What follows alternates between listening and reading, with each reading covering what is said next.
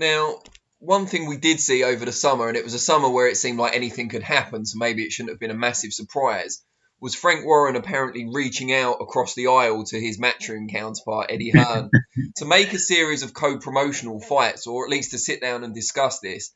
What was your initial reaction to seeing that press release? Did you think it was a publicity stunt, or did you think there was some genuine attempt to make those fights behind it? I knew it was going to, well, I thought it was going to happen actually, Danny, because, Frank, obviously Frank's worked at Sky for many years. He's a brilliant promoter. He's got a great stable, but, there's sides a little bit, Matchroom and Sky, Queensbury, Frank and BT. And, it's been a little bit like that. And obviously you get around the boxing writers table and everyone's friends for a night and then you get back to sort of business the next day. But look, I said to Eddie 2 or 3 years ago when BT got involved, embrace the competition. Let's see what they've got. And it's great. And look, I went over to the Fury Wilder show in Vegas and I watched nearly every one of Frank's shows. And, we're boxing fans and it's great that there's so much opportunity out there for fighters and for fans to have such a lot of fights on. Obviously we concentrate on Sky business and Matchroom business. Eddie's our promoter and Matchroom are our partners in not just boxing but huge amounts of things over many years. We've got a deep history with them. Lockdown was a funny time, and I suddenly started hearing a lot from Frank, and we interviewed Tyson Fury a few times. Things that maybe we wouldn't have done before, and it was great. And as Todd DeBerth says, whether you're Al Heyman or Bob Arum or Eddie Hearn or Frank Warren, everyone's being dealt the same cards at the moment. So, there is an idea of collaboration a bit. There was talk of maybe even, Matchroom and Queensbury or whatever. So Robert Smith was talking this way that can we keep them to the same sort of areas and, so that we're not all traveling around the country. There's a lot of those sort of conversations that went on for the sort of health and safety as well and the security. So I think a lot of people did talk in that time. So Frank said to me, come on, you've got to tell, your man, Eddie, you've got to tell him. I'm like, Frank, come on, he said, tell your man that we want to get the best fights made, us against you. So it did come a little bit out of the blue because, I had a nice email from George Warren sort of saying that this was going to happen. I wrote back and said, look, Eddie and Frank, let's Eddie and Frank go and have a bit of lunch and then maybe we can have a chat off the back of it. And I'd love to see Boazzi and Yard. I'd love to see, Daniel Dubois against some of the Matchroom fighters. Of course, there's some great fights to be made. Realistically, do I think they will? I don't know. I mean, it's like I had lunch with Eddie last week. We put the worlds to right. We plotted the sort of next 6 months. And I said to him, well, when are you and Frank having lunch? And am I coming? Oh, yeah. Am I coming for the dessert? What's happening? And he said, no, we will. We'll get together and we'll have a lunch. We'll have a bite to eat. And, we'll see what can be made. And Eddie will have his issues with some of those matches and Frank will have his and we'll see. And is there any likelihood that I don't know. We all know that, if AJ gets through Pulev and Fury gets through Wilder and then suddenly, the Fury-Joshua fight becomes more realistic. Obviously, everyone sort of said it's been done and we know both fighters want it and they're frustrated and they want it to happen. But it's still a long way off and 2021 might bring us more things. But maybe that is the sort of the fight where, Frank and Eddie really will be connected and maybe that will lead to, many of these fights going on the card or spin-offs from that. But look, I'm all for. It's difficult because, with my Sky hat on, obviously we want the best for our business. And, for our business, Matchroom are the best and we love working with them. We've got a great relationship.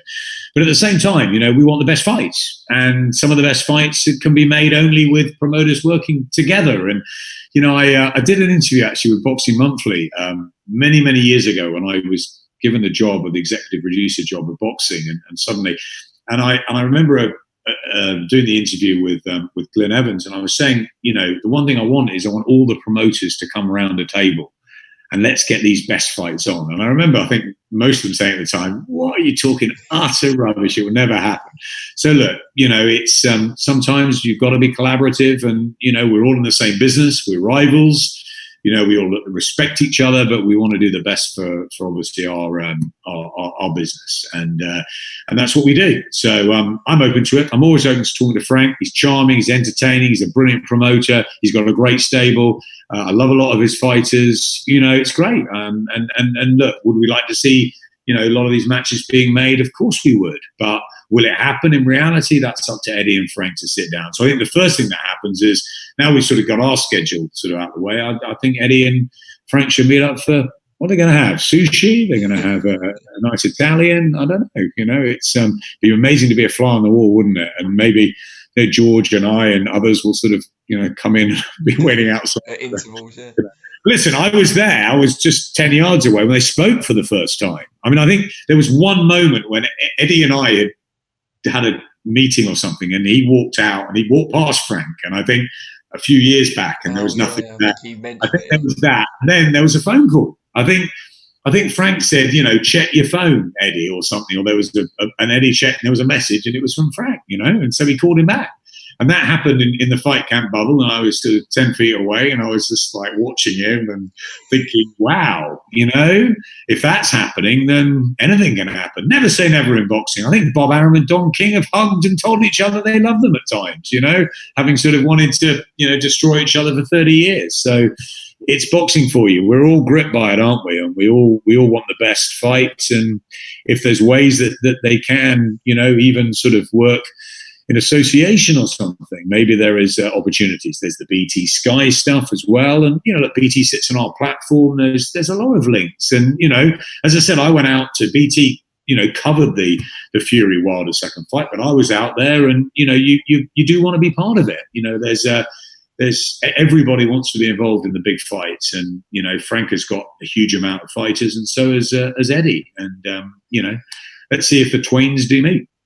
And you mentioned that Tyson Fury reached out to you during lockdown as well. I mean, I have to ask, what did he say? What was his motivation for getting in touch? No, I think it was more we wanted to do an interview with him. I think it was more we sort of said. Look, I've always admired Tyson Fury hugely. He's worked at Sky before. We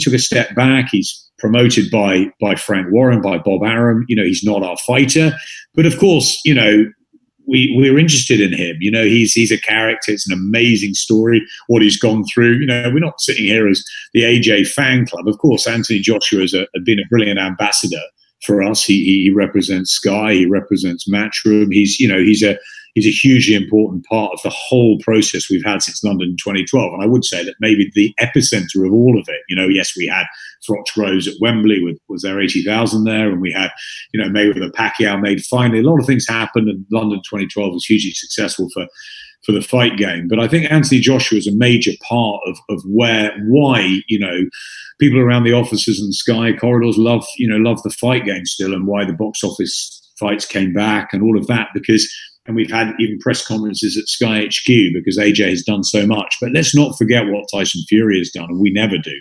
As fight fans, we don't, and certainly you shouldn't in any walk of life. The guy went through so much. I remember seeing him in Monaco. He was 24, 25 stone, and he was begging Eddie. He was saying, I'm going to be the heavyweight champion. I was like, you're never going to get in the ring again. It was like unbelievable what he's come through. I have so much respect for him. He talks so openly about his issues, about what he's gone through. And, to come back and the dramatic fights with Wilder, getting up off the floor and then, dismantling him in the manner he did in Vegas. I mean, it's just been extraordinary. So actually, I was like, look, the guys on my team were sort of the editorial digital guys, like, yeah, let's get hold of Tyson Fury. And I was like, look, if we can get an interview with Tyson Fury, great. So it sort of came about, and he said, yeah, and we'll do it. And we did an interview, and he was like, it was great fun. And I said, well, let's do it again. And then just little things like Tyson Fury, the horse Tyson Fury ran the other day in the St. Ledger.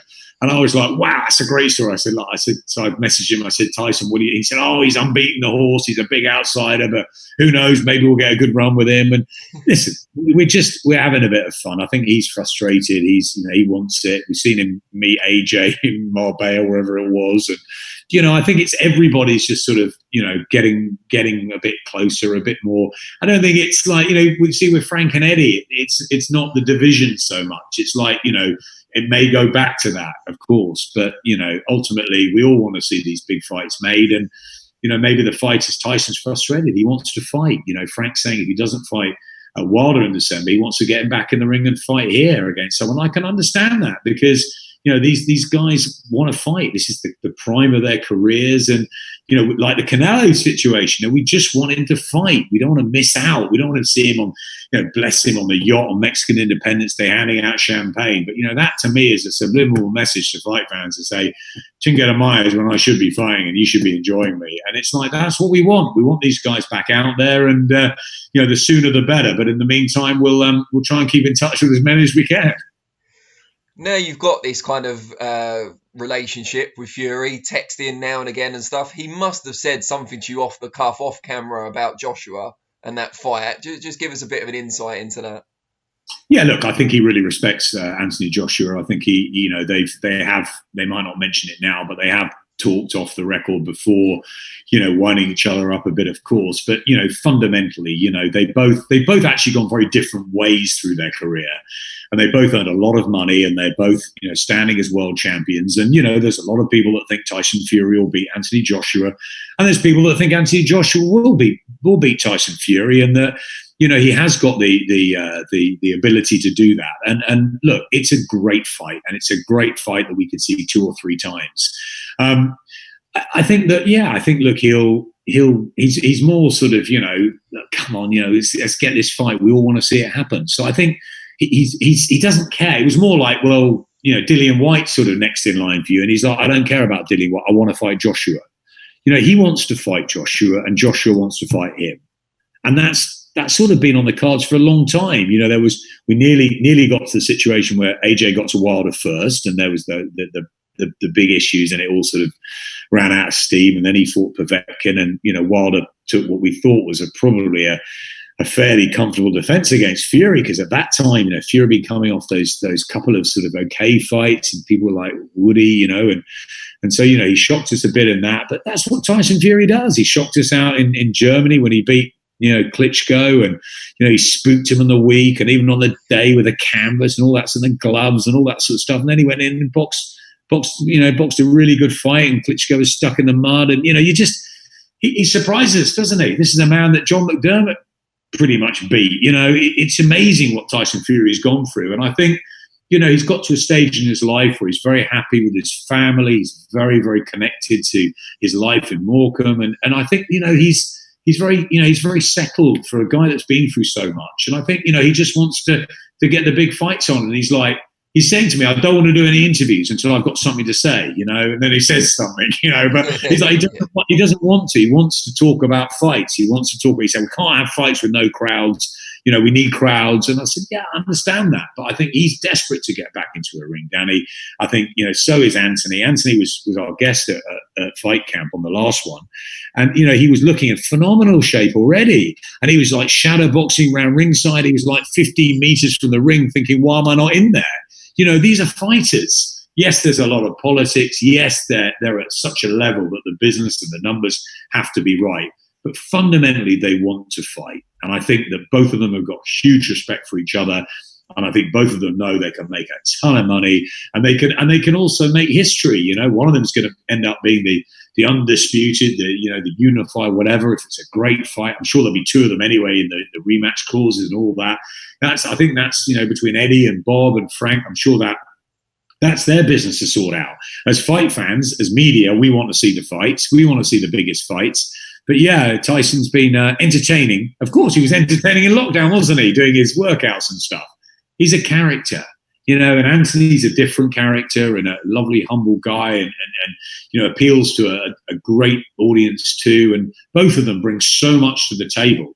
And we've got to hope that they perform. And let's not count out Kubrat Pulev and Deontay Wilder in all this, because Pulev has waited for his opportunity very patiently. Top Rank think he'll do a number on Joshua. He's a tough, hard opponent for Joshua, especially with the time out of the ring as well. That's no gimme. That's a tough fight. And Wilder, you don't know what to think, do you? Fury should go in there and beat him up again or outbox him. Listen, don't forget Deontay Wilder had him almost seeing stars in that first fight at the end of it. How he got up from that. He's got power, unbelievable, freakish power. And believe you me, I've been in the front row at ringside seeing that power. hands on, and he hits like, pound for pound. It reminds me of Tommy Hearn sort of power, and he doesn't look like he's got it, but those levers and the wrist, and I just think that power is freakish. When he knocked out Luis Ortiz, when he knocked out Dominic Breazeale, it was scary being there. It's eerie. Okay, Tyson Fury, I thought he was going to try and outbox him. He went in and did what the Kronk setup told him to do, what Sugar Hill, what Andy Lee said was going to happen. There was a small group that thought that. He implemented that. Now, Deontay Wilder has had plenty of time now out of the ring. Maybe as you go back to the White Povetkin situation, longer to adjust to that, to think, okay, and it wasn't a one-punch knockout. It was a dismantling. He beat him up in there. Whatever you think about the stories of the bicep or the this or the costume or whatever it is, he got beaten up, right? So he's got to go back to the drawing board. But Deontay Wilder is a clever guy. He's got a great team around him, and he's got a lot of power. And I know that is a fight that he believes he can win. So let's not count these guys out. What we've got to hope happens is that both of those fights, whether they're semi-finals, whether they're real massive fights in their own right, maybe a bit of both, they happen before Christmas. And we can see where we are, hopefully have a nice, peaceful, relaxing Christmas, and the state of the world will be in a better place. And 2021 will be a bit clearer for where we are with a heavyweight picture. But there's a lot of things to happen before we get Fury and Joshua in a ring together.